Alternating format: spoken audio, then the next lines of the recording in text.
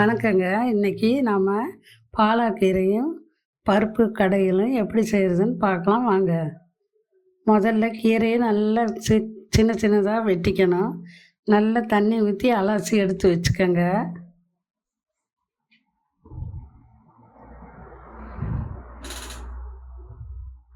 பருப்பு ஒரு 100 கிராம் எடுத்து நல்லா கழுவி வச்சுக்கோங்க.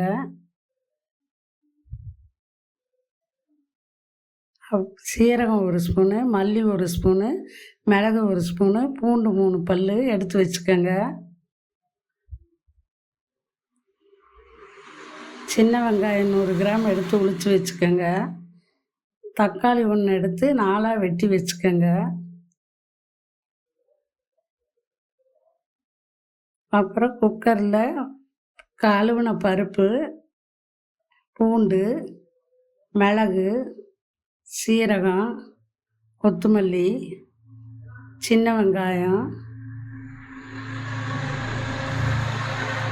தக்காளி 4ஆக வெட்டின தக்காளி, மஞ்சத்தூள், 2 டம்ளர் தண்ணி,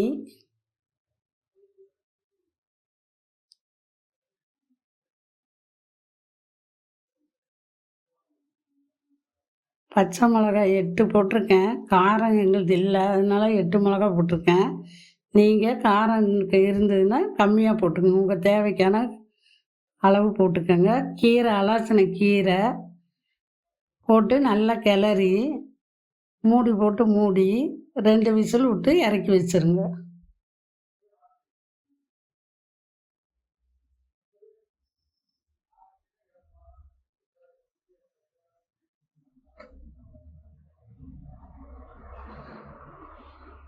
இப்போ 2 விசில் வந்துடுச்சு. வெந்திருக்கான்னு திறந்து பார்த்துக்கலாம். நல்லா வெந்திருக்குதுங்க. அது கூட கொஞ்சோண்டு உப்பு போட்டு பருப்பு மத்து வச்சு நல்லா கடைஞ்சி விட்ருங்க.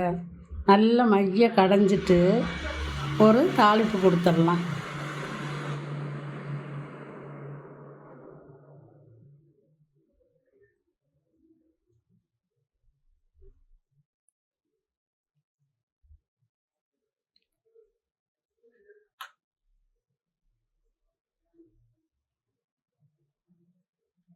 இப்போ ஒரு வடை சட்டி அடுப்பில் வச்சு 2 ஸ்பூன் எண்ணெய் ஊற்றுங்க.